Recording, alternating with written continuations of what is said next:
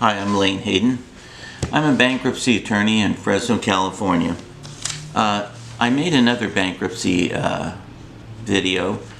However, it was more about exemptions of expensive assets like cars. Today I'm going to try to take you from start to finish and what you need to do to make sure that you get your bankruptcy done right and you don't have any problems. So the first thing let's talk about is whether or not you need to file bankruptcy. Many people ask me, should I file bankruptcy or is there an alternative for me to do other than bankruptcy? Well, this is my rule. This isn't a court rule or anything else. I feel that if you can't pay off your debts in 5 years and still live at the same time, you probably need to do a bankruptcy. So if you take all your debt and you add it up, and it's in the, let's say, $30,000 range, you're going to be paying, $900, $1,000 a month for 5 years if you're paying unsecured credit card debt because the interest is so high. I mean, I know the interest on my card is many times as I call my credit card company and remind them that it's supposed to be lower than 29%. Every month it just comes back 29%. That's just how credit card companies operate. So there's a few things that you want to do before you file bankruptcy. And part of those are to think, what property do I have in my name? What property does my spouse have in their name? Now, you can file an individual bankruptcy married if you desire. But you have to keep in mind that you have to list all of your spouse's assets as well.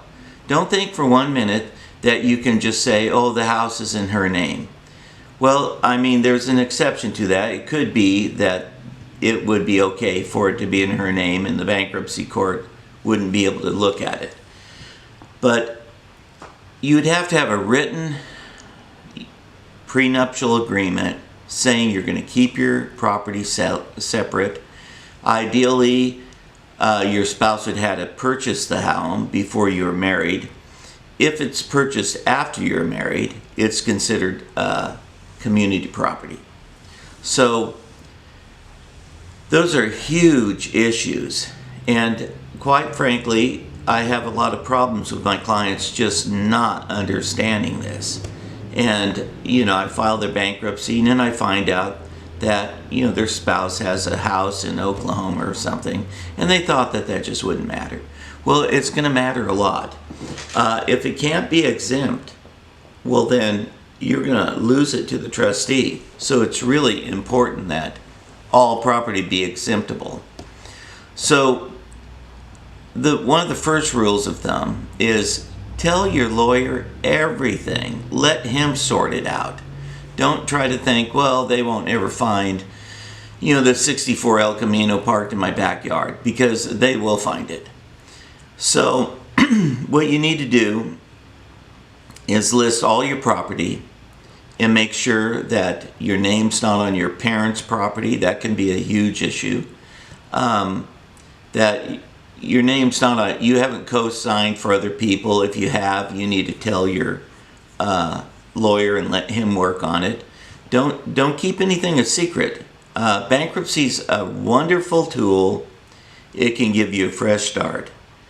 But if you don't tell your attorney everything, it can be a disaster. So the second issue is, and we run into this often, is our clients transferring property. And when I say transferring property, I mean either transferring to a family member or selling it. Selling it's transferring it too. Now the trustee can go back, really practically they can go back 4 years and look at what you've had and what's been transferred. Now if you transfer property in the last 4 years and you don't tell your attorney about it, it very well be a problem. So make sure that, you think of everything that you've transferred And this includes businesses that you owned. If you owned a corporation or even a sole proprietor last year, year before, you need to disclose that to your attorney. That can make a huge difference, somewhere down the road in the bankruptcy. So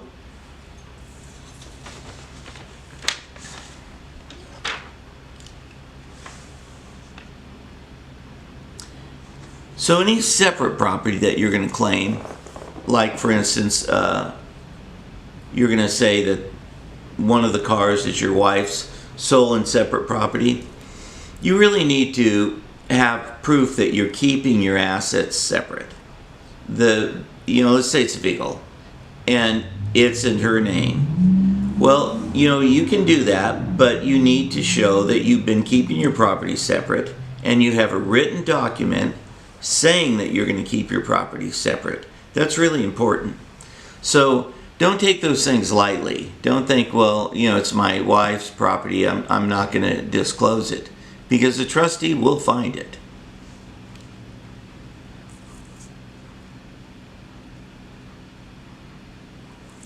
So the next quick area that we want to go over, let's go over partnerships, corporations, sole proprietors. If you own anything like that, let's say you have a corporation and you're really not working much in it, and you haven't really made any money for a long time, and so it's been kind of sitting idle, you need to disclose it.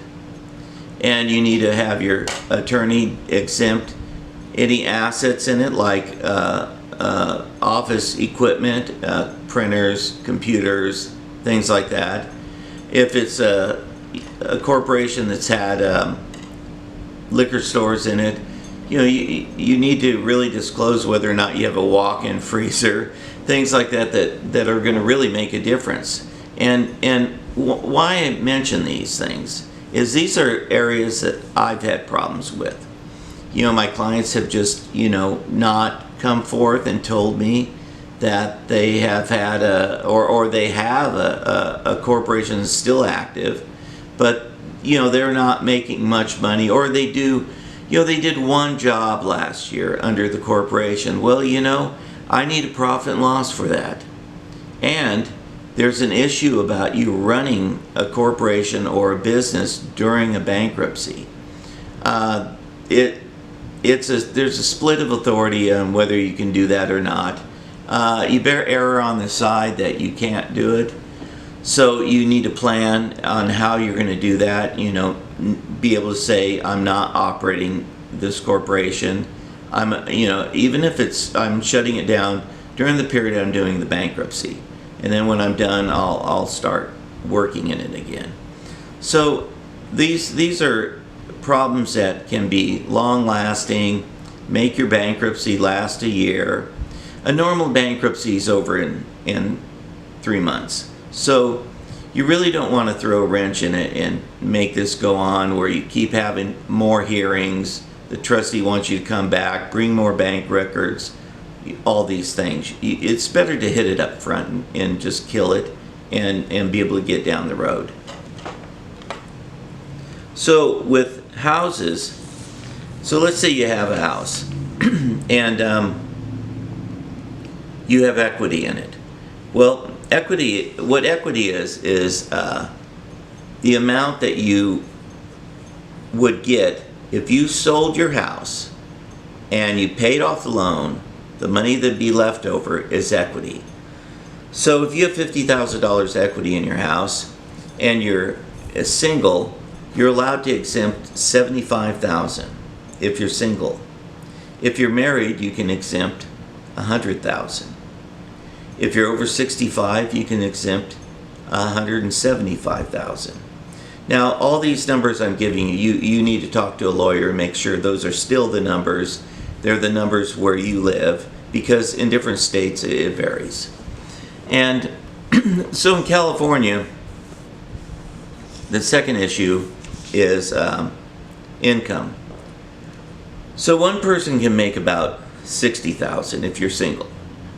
If there's two of you, you can make about $79,000. And these numbers change also, so you need to always make sure you know what you're talking about. And three of you can make it. So if there's husband, wife, one child, you can make $88,000 for the community, for the people in the family. Everybody's living in the house. You can make up to $88,000. 4, $101,000, 5, $110,000. So it dramatically goes up with more people in the family. So that's something you can kind of think about. You know, I have 2 kids. Me and my wife both work, so we're going to bump over the means test, which is how much you can make. Well, so you can make about $100,000 if there's 4 of you in the family. Now, things that you have to remember is money in the bank. That's an issue. If you got a tax return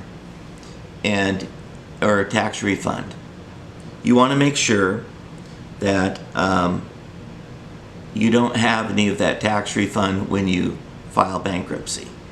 If you have $7,000, $8,000 from a tax return, you throw it in your bank, and let's say you have a house that needs to be exempted.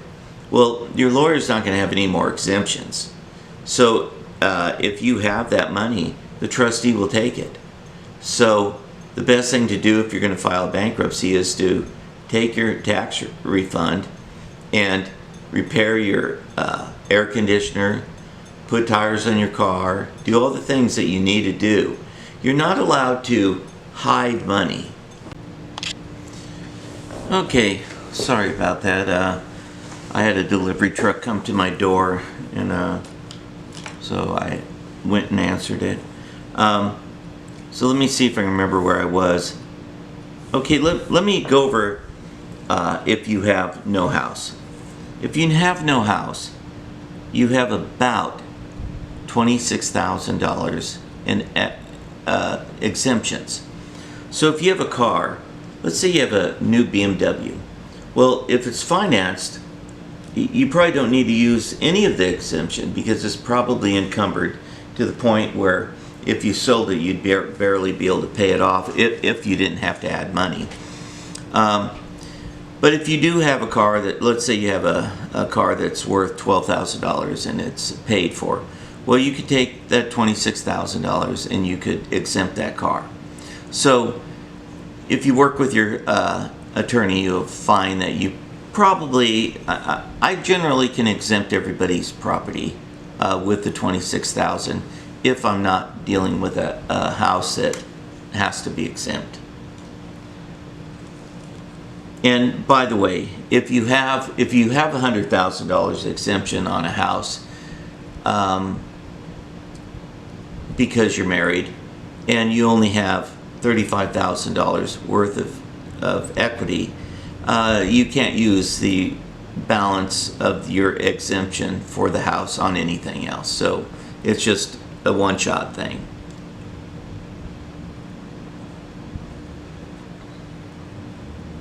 So, and here's another interesting thing I'll throw out here. If you have a house that has $50,000 equity in it, and I can exempt that. So, if you sell the house and you take that $50,000 and put it in your bank, guess what? I can't exempt it. I know that sounds not rational and unfair, but you know, that's government for you. If you have money in the bank, in a savings account, checking, you know, you have to make sure that you tell your lawyer about that because he has to be able to exempt it. The trustee will find out that you have the money in there, so you can't just hide it. If you have, let's say you have $20,000 in the bank, and you take it out 3 weeks before you file bankruptcy, and you don't tell anybody, trustee is going to just ask you 100 questions about where that money went, and basically you're going to have to say where the money went. If you used it on, you know, household goods, car repair, all those things, fine, but you're probably going to need receipts at that late date.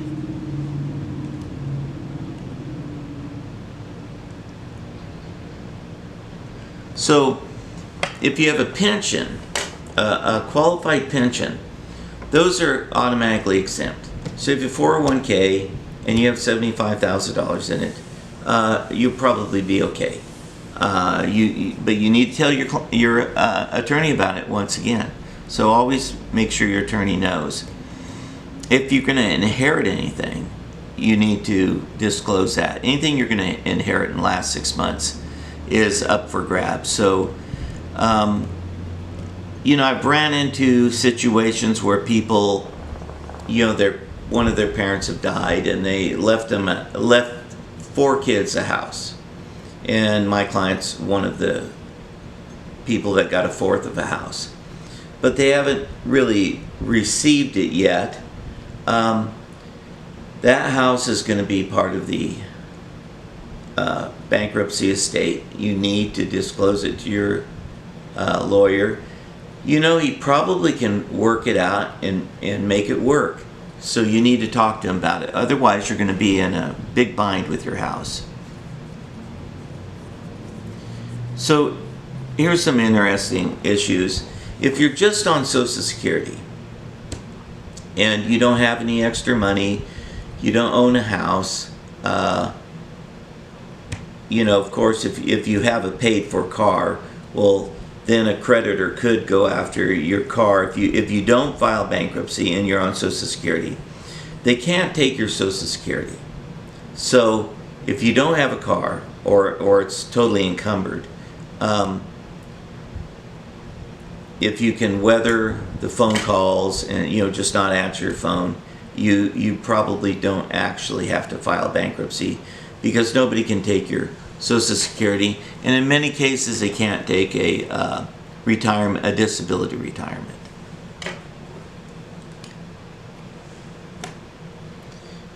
Okay, things that aren't exempt aren't covered in bankruptcy. Child support, back child support, not covered in bankruptcy. Student loans, there's a few exceptions to student loans. One is if you've been disabled for over 3 years, you can discharge the debt. And government penalties like speeding tickets, they're probably not exempt. Okay, back to the student loan for a second. I took some classes on student loans, I don't know, a year and a half ago, or no, it was longer than that. It was before Trump was president. And a whole bunch of things were happening in the student loan world. So probably after Trump's gone, you're probably going to be able to do something with your student loan. And so, when that happens, you need to get back on trying to find out about hardships, other things that might reduce the amount that you owe. And so we sued the United States Educational Board for taking people's money without a notice and a hearing of the Fifth Amendment. The government's going to take your money. They have to give you a notice and a hearing before they take it. And they were just intercepting people's taxes and just taking it without doing that. You'd think they'd know better, but what can I say? And so we sued them and we won. Now, since we won, which has been probably close to 10 years ago, I noticed they're back intercepting taxes again. And I talked to my partner. I thought, well, should we go back and spank them again? And he said, well, I think Congress, made them not have to comply with the Fifth Amendment. I don't know how that can happen. In my opinion, that's illegal to do. But I think that's where we're at with student loans right now. But there are a lot of good things that were out there. There's over $1 trillion in student loans. So it's an issue that, when Trump and Betsy DeVos is out of there because she wants you to pay for a student loan that you've been frauded. If the college frauded you and was shut down by the government for fraud, she wants you to still pay your student loan. That's fair, right? So anyway, that's something, if you're a person with a student loan, you want to be able to look at that. And here's another thing, you need to get a forbearance. If you just don't get a forbearance and don't pay it, I saw student loans that they were adding 50% of the entire value of the loan to every missed payment. So it could be $1 billion. And I couldn't believe I saw that in a contract. I mean, talk about violating usury laws. But anyway, that's the deal. And so a lot of people have questions about after they file bankruptcy, what's going to happen with their credit? Well, there are entire industries now that work off of people that have filed bankruptcy. So like in my town, Fresno here, the car companies go on the website, the bankruptcy website, and then they send everybody a notice saying, we'll sell you a car even though you filed bankruptcy. So that's really happening. My clients actually buy cars. I don't see that the interest rates are out of line. And so it's just different than it was 30 years ago. 30 years ago, nobody wanted to give you any credit. It was just a bad deal. I have a realtor right now that can get you a loan right after you file bankruptcy, buy a house. And I guess there are mortgage companies that are looking at that as a new clientele. I mean, nobody's going to put $10,000, $20,000 down on a house and then just not pay for it because, they're a bad risk. They want to keep the house. That's their whole bottom line. So they'll pay for the house, and apparently mortgage companies know that now. So instead of losing the sale, they've chosen to go ahead and deal with that.